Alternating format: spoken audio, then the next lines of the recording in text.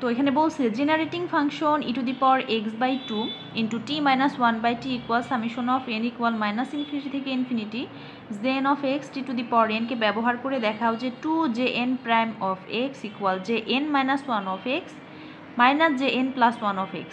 এটা প্রমাণ করতে হবে, এইটা ইউজ করে এটা প্রমাণ করতে হবে। ঠিক আছে, তো আমাদের যেহেতু এখানে সরাসরি জেনারেটিং ফাংশন দিয়ে দেওয়া আছে, তো আমরা সেটা লিখে নিব প্রথমেই।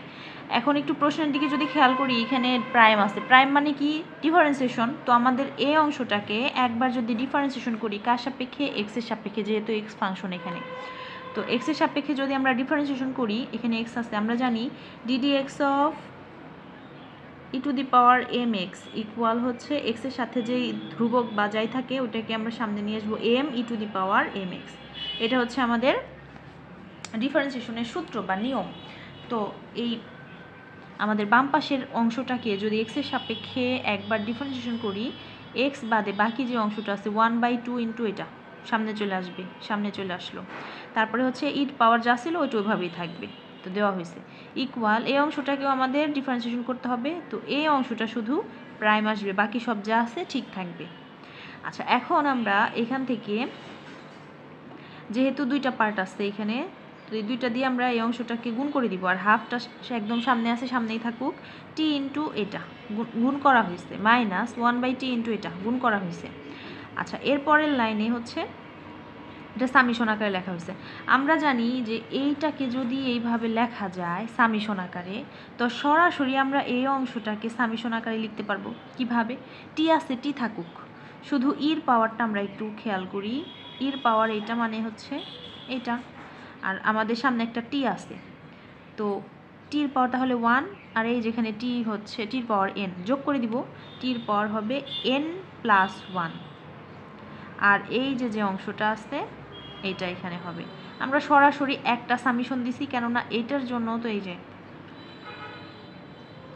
সেম, তো এটার জন্য তো আমরা সূত্র ইউজ করতে পারি, সেম জিনিসই আসবে, একই সামিশন আসবে দুইটার জন্য। তো একটা সামিশন নিছি, আর এখানে টি আছে, এইটির সাথে ইয়া করা হয়েছে, যোগ করা হয়েছে পাওয়ার, তাহলে এটা হয়েছে। আর এই যে এই অংশটা যে n অফ x, এটা হয়েছে -1/t মানে টির পাওয়ার -1, টির পাওয়ার -1 আর n যোগ করে দিলে হয় টির পাওয়ার n - 1, সাথে এই অংশটা আসবে।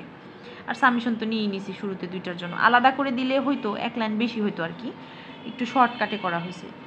যাই হোক, তো আর এ পাশে যা আছে ওটা তো ওইভাবেই থাকবে, কোনো সমস্যা নাই। এখন কি করব, এখন হচ্ছে যেহেতু আমাদের এখানে t⁻n আছে, আমাদের যে প্রশ্নটা এখানে বলছে যে আকারে আনতে হবে, এখানে কোনো t⁻n আকার নাই। তো আমরা যদি এই পাশে t⁻n আনতে পারি কোনোভাবে, তাহলে ওইটা আর এটা মানে কাটা দেওয়া যাবে দুই ক্ষেত্রেই। আমরা দুই ক্ষেত্রেই t⁻n আনার চেষ্টা করব। যদি এখানে t⁻n আনতে চাই, তাহলে কি করতে হবে, 1 বিয়োগ করতে হবে। 1 যদি এখানে বিয়োগ করি, এখানেও বিয়োগ করতে হবে, যেহেতু এখানে n আছে। তো আমরা এখানে 1 বিয়োগ করে দিব, এখানে 1 বিয়োগ করলে শুধু n থাকে, আর যা আছে ওভাবে থাকলো। এখানেও সেম n বানাইতে হবে, t⁻n। n বানাইতে চাইলে এখানে 1 যোগ করতে হবে, তাহলে এখানেও 1 যোগ করতে হবে, 1 যোগ করা হয়েছে, এখানে যোগ করলে শুধু n। ঠিক আছে, আশা করি বোঝা গেছে ব্যাপারটা। এখন দুই অংশ থেকে যদি আমরা t⁻n কমন নেই, তাহলে সামেশন অফ এটা থাকে, আর এই হাফের এই 2টাকে ওই পাশে নেওয়া হয়েছে, গুণাকারে চলে গেছে। আর এই t⁻n এখানে কমন আসবে, শুধু এইটা আর এইটা থাকবে। তো আমরা উভয় পক্ষ হতে যদি t⁻n এর সহগ সমীকৃত করি, তাহলে লিখতে পারি এই অংশটা, এইখানেও সামেশন, এইখানেও সামেশন, বাদ যাবে t⁻n, বাদ যাবে, থাকবে শুধু এইটা আর হচ্ছে মাইনাস এইটা।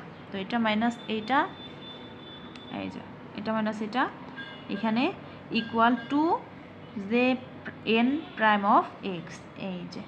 তো এটাই হচ্ছে আমাদের প্রমাণ।